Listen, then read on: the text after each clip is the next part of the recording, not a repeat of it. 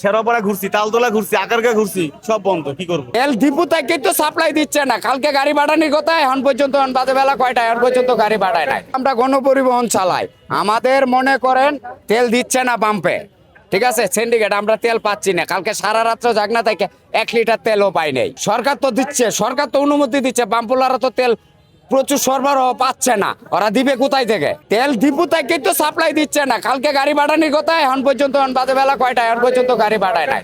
সরকার থেকে অনুমতি দিচ্ছে, কিন্তু পাবলিকরে তো দিচ্ছে না। না না, ডিপু থেকে তেল সরবরাহ হচ্ছে না। এটা আমাদের ভোগান্তি না, সারা বাংলাদেশে যারা গণপরিবহনে চলাফেরা করে সবারই ভোগান্তি। সারা রাত জায়গা থেকে এখন 10 লিটার তেল নিছি সিরিয়ালে কারায়। এখন গাড়ি চালাবো কেমনে? এমনি যদি তেল দেয় তো ড্রাইভাররা রাস্তায় অ্যাক্সিডেন্ট করবে ঈদ যাত্রায়, কারণ ঘুম ঘুম চোখ লয়ে তো গাড়ি চালাইতে পারবে না ড্রাইভাররা। তেল পাই নাই, এখন পর ড্রাইভারের রেস্ট দিছি, আমি নিচে আর সিরিয়ালে তারা তেল নিতেছি। এখন গাড়িতে দিচ্ছে না তো, গাড়িতে সব সিরিয়াল। শেরপাড়া ঘুরছি, তালতলা ঘুরছি, আকারগা ঘুরছি, সব বন্ধ। কি করবো?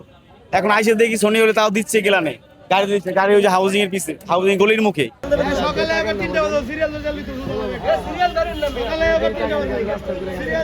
দুই লিটার নিয়ে তো একটা বাইকে আসলে পোষায় না, আমাদের লাগে মিনিমাম 5-6 লিটার তো অবশ্যই লাগে চলার জন্য, ঠিক আছে। আমি সেই সকাল 10টা থেকে এখানে বসে আছি, এখন প্রায় বাজে 1টা।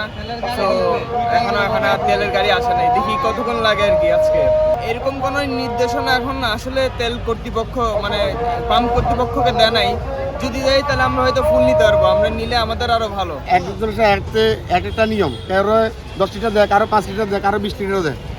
অসংগতির এটা যারা যে পাম্প মালিক আছে তারাই যে এই সংকটটা তৈরি করতেছে, এটা তো গভর্নমেন্ট দেয় না। এটা তো বৈষম্য।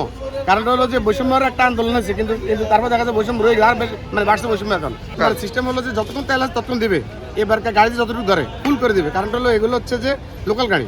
তাহলে এখানে মনে করেন যে আপনার গাড়ির জন্য আজকে যে 2 দিন গাড়িগুলো বন্ধ, তাহলে আপনার যে ওনারা যে 5 লিটার দেয়, 10 লিটার দেয়, এটা তো হবে না। তো এটা তো মনে করেন কতটুকু চলবে? তাতে মনে করেন যে দেখা যায় যে হয়তো একবার যাওয়া আসা হয় না। 5 লিটার কি হয়? এটা কি আপনার হুন্ডা? এটা হচ্ছে যারা যে পাম্প মালিক তাদের যে ইচ্ছা যেভাবে সেভাবে হয়। এখানে গভর্নমেন্টের কোনো যে নজরদারি নেই। গভর্নমেন্টের যে নজরদারি থাকে, প্রশাসনের যে নজরদারি থাকে, তাহলে এইরকম বিশৃঙ্খলা হতো না। মানুষ এখানে দেখেন আপনি মানে যে এখানে লাইনের মধ্যে মানুষ কিন্তু পাচ্ছে না, কেউ পায় মানে লাইন ধরে তেল নিচ্ছে, গাড়িতে তেল পাচ্ছেন না, এটা আসলে কেমন না? জি, এটা তো বৈষম্য।